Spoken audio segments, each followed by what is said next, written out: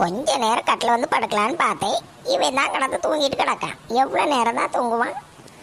பள்ளியிடத்துக்கு leave விட்டதான் விட்டாவே இவன் தொல்லை தாங்க முடியல. ராத்திரி ஃபுல்லாக உட்காந்து டிவி பார்க்கறது, இப்போ கிடந்து நல்லா தூங்குறது.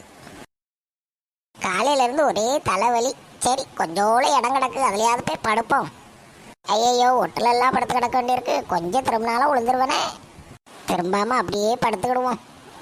இந்த கண்ணாடியை போட்டாத தூக்கமே வருதுப்பா.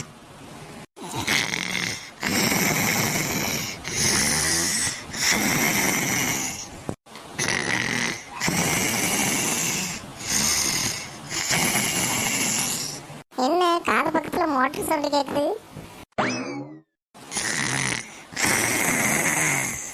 ஏம்மா என்னது இது? அட கிளவி, நானும் ஏதோ மோட்டர் தான் ஆன் பண்ணி சவுண்டு கேட்குன்னு பார்த்தா கிளவி கொரட்டை விட்டுட்டு இருந்திருக்கு. அதானே, நம்ம கொஞ்ச நேரம் நிம்மதியாக தூங்கிடக்கூடாது, வந்து கெடுத்து விட்டுறணும். கிளவி என்னையை மட்டும் முழிக்க வச்சு நீ மட்டும் தூங்கியே தீரா.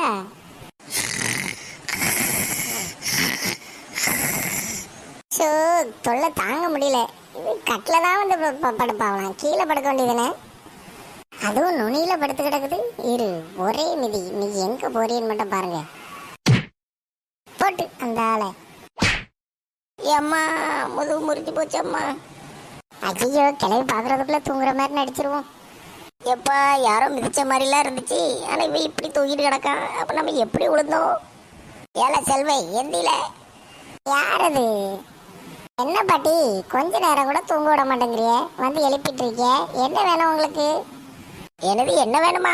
அட படுவாவி, இனி மிதிச்சு தள்ளிவிட்டு இப்போ என்ன வேணும்னு கேட்கா. என்னது மிதிச்சு தள்ளனா? தூங்குறவனே எழுப்பி மிதிச்சியான்னு கேட்டா என்ன பாட்டி அர்த்தம்? வேற நான் எப்படில விழுவேன்?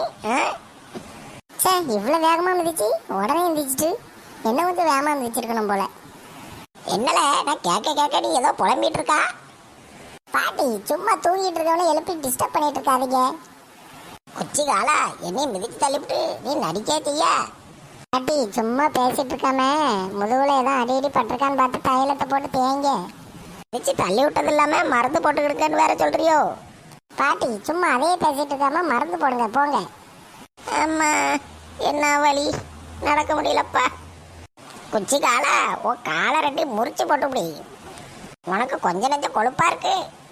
அப்பாடா கிளவியனு ஜென்மத்துக்கு நம்ம பக்கத்துல இருந்து படுக்காது. கொஞ்சம் தூங்குவோன்னு படுத்தேன், இப்படி பண்ணி விட்டானே. யாருக்கிட்ட? என்கிட்டேவா?